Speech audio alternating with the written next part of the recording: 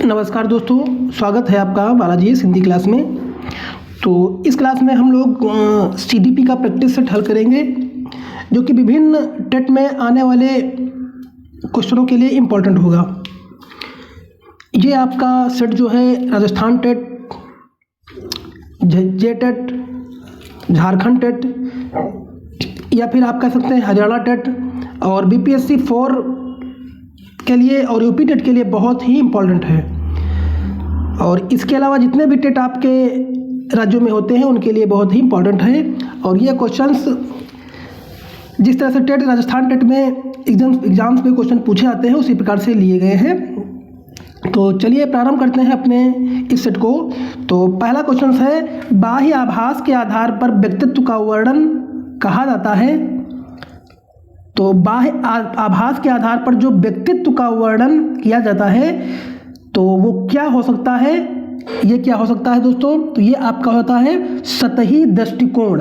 क्या होता है? सतही दृष्टिकोण बाह्य आभास के आधार पर व्यक्तित्व का वर्णन करता है। तो क्या ऑप्शन नंबर बी दोस्तों सही हो जाएगा, क्योंकि इसमें आकलन का आधार व्यक्ति के शारीरिक स्थिति, गोरा हो या काला हो या छोटा बड़ा हो या दुबला पतला हो, इससे होती है।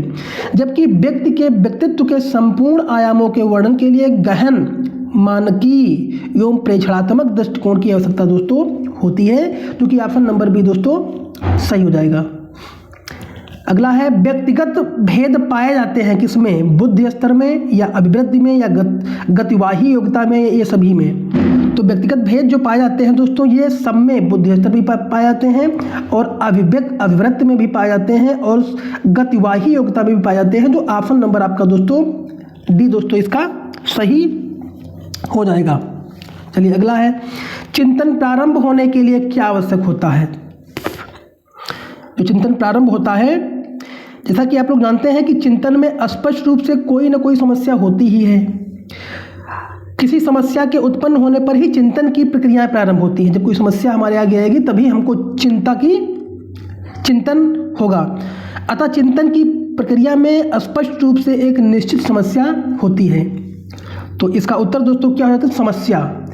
चिंतन प्रारंभ करने के लिए क्या होना जरूरी है, क्या आवश्यक है? वो समस्या हो तभी हम चिंतन करते हैं। और कोई भी व्यक्ति यूं ही चिंतन नहीं करने लगता है। जब कोई समस्या आती है तभी आदमी चिंता करता है कि इस समस्या को कैसे हल किया जाए। अगला है, बुद्धिलब्धि संप्रत्यय विकसित किया है दोस्तों। तो बुद्धिलब्धि किसने विकसित किया है?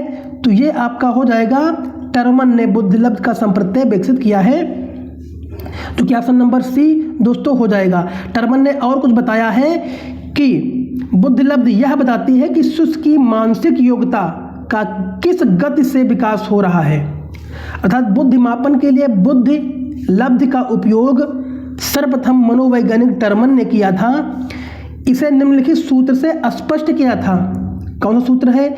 यह आपका है, बुद्धिलब्धि अगर निकालना हो तो मानसिक आयु व्यक्ति की मालूम होनी चाहिए और वास्तविक आयु मालूम होना चाहिए। तो मानसिक आयु बटे वास्तविक आयु गुणे 100, ये आपका मानसिक बुद्धिलब्धि का दोस्तों सूत्र होता है।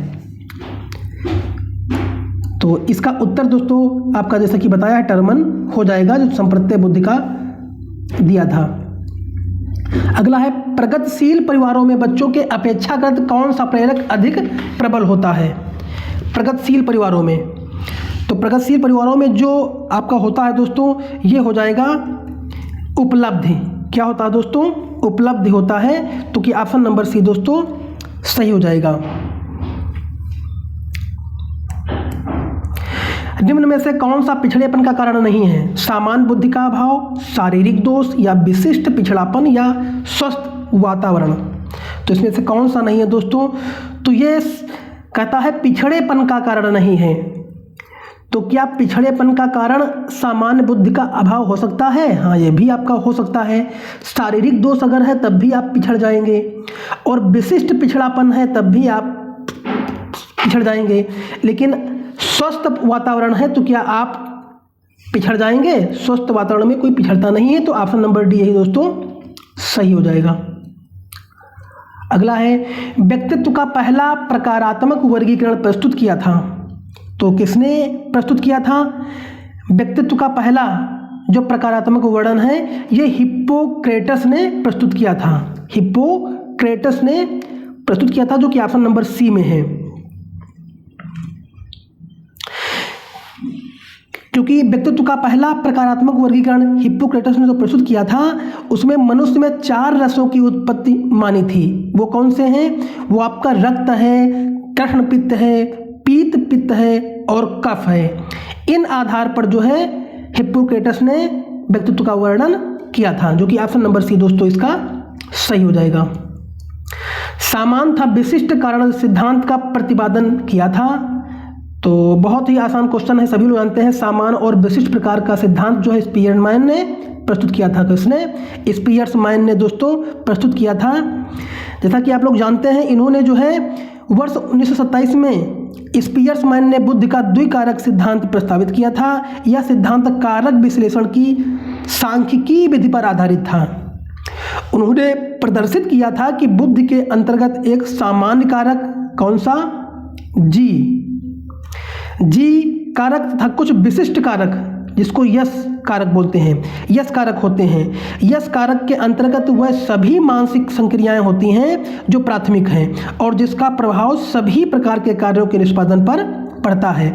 और विशिष्ट योग्यताओं को उन्होंने एस कारक, वी कारक यानी वी कारक कहा। श्रेष्ठ गायक, वस्तुकार, वैज्ञानिक, खिलाड़ी आज जो है क्या एस कारक के उच्च स्तर के हो सकते हैं। तो द्विकारक और सामान्य और विशिष्ट कारक जो है स्पीयरमैन ने दिया था। अगला है तनाव को कम करने के अप्रत्यक्ष ढंग कहलाते हैं। अप्रत्यक्ष ढंग दोस्तों क्या कहलाते हैं? तो ये हो जाएगा आपका रक्षात्मक यंत्रिका। यही तनाव को कम करने के संप्रत्यय या अप्रत्यक्ष ढंग कहलाते हैं। कौन?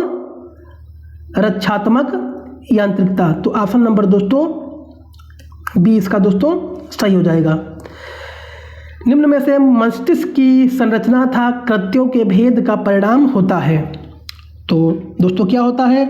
यह दोस्तों हो जाता है मस्तिष्क की संरचना था कृत्यों के विभेद का परिणाम। ये दोस्तों क्या होता है?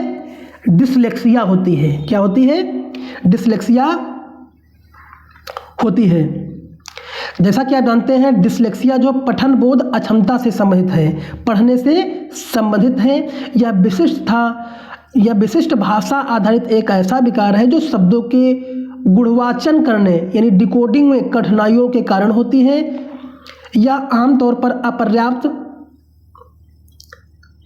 क्षमताओं को दर्शाती है। तो जो कि ऑप्शन नंबर इसका डी दोस्तों सही हो जाएगा। जिस बालकों की बुद्धि लब्धि निम्न में से है उन्हें साधारणतया उन्हें मानसिक न्यूनता ग्रसित की श्रेणी में रखा जाता है। यानी न्यूनता ग्रसित श्रेणी में निम्न में से किसके बीच जो है बुद्धि लब्धि रखी जाती है? तो ये दोस्तों आपका हो जाएगा, ये आपका दोस्तों हो जाएगा 70 से कम।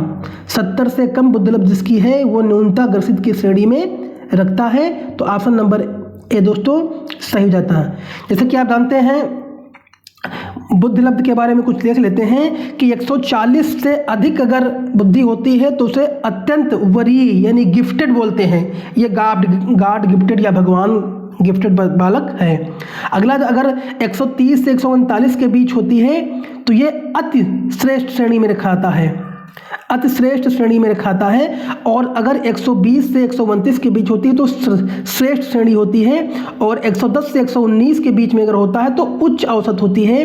और 90 से 109 के बीच बुद्धि लब्धि है तो औसत श्रेणी है। और 80 से 89 के बीच है तो निम्न औसत है। और अगला अगर 70 से 79 के बीच है तो मंद गति से सीखने वाले सीमावर्ती बुद्धि वाले हैं। और 70 से कम अगर है तो मानसिक रूप से मंद बुद्धि बोलते हैं, जो कि यही आपका दोस्तों पूछा गया है आपके क्वेश्चंस में। चलिए अगला देखते हैं। निम्न में से बच्चों में अमूर्तमान संप्रत्तियों को ग्रहण करने की योग्यता होती है। क्या होती है? तो 12 का ऑप्शन नंबर दोस्तों सही रहेगा, प्रतिभाशील। बच्चों में अमूर्तमान संप्रत्तियों को ग्रहण करने की योग्यता होती है जिसमें प्रतिभाशील जो बच्चा होता है। तो ऑप्शन नंबर बी दोस्तों इसका सही हो जाएगा। निम्न में से कौन सा मूल्यांकन का प्रकार नहीं है? तो मूल्यांकन का प्रकार कौन सा दोस्तों नहीं है? यह क्या मानक है या निर्माणात्मक है या योगात्मक है या CCE है? तो ये आपके तीनों निर्माणात्मक, योगात्मक और CCE ये तीनों है, लेकिन मानक मूल्यांकन का प्रकार नहीं है, क्योंकि ऑप्शन नंबर इसमें पूछ रहा है कि नहीं। आप लोग क्वेश्चन को पूरा पढ़िए और लास्ट में जो आपका नहीं शब्द होता है इसको जरूर फोकस करके जब कभी एग्जाम दो तो उसको अंडरलाइन कर लो। इससे जो है नहीं माइंड में रहता है। कभी कभी ऐसा होता है कि क्वेश्चन पूरा पढ़ के अगर ऑप्शन पढ़ के और तुरंत उत्तर दे देते हैं और नहीं शब्द भूल जाते हैं, उस वहाँ तक नहीं पहुँच पाते हैं, इससे उत्तर आपका गलत हो जाता है। तो नहीं शब्द को हमेशा अंडरलाइन कर लीजिए। तो इसमें तीनों प्रकार हैं, लेकिन आपका मानक नहीं है, जो कि ऑप्शन नंबर ये दोस्तों सही हो जाएगा।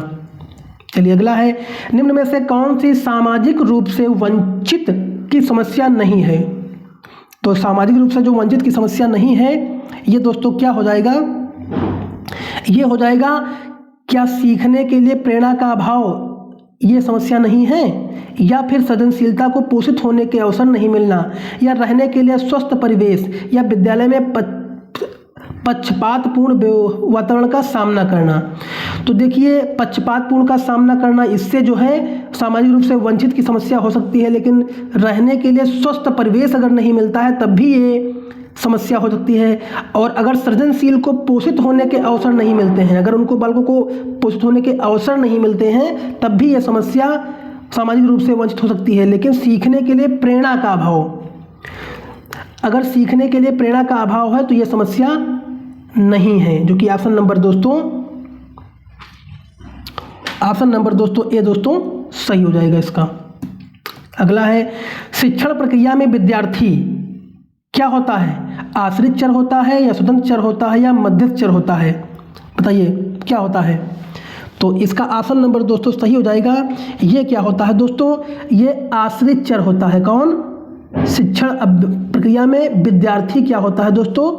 आश्रित चर होता है। किसके ऊपर? शिक्षक के ऊपर। जैसा कि आप जानते हैं कि इस प्रक्रिया में स्वतंत्र चर में अध्यापक को माना गया है। किसको माना गया है दोस्तों?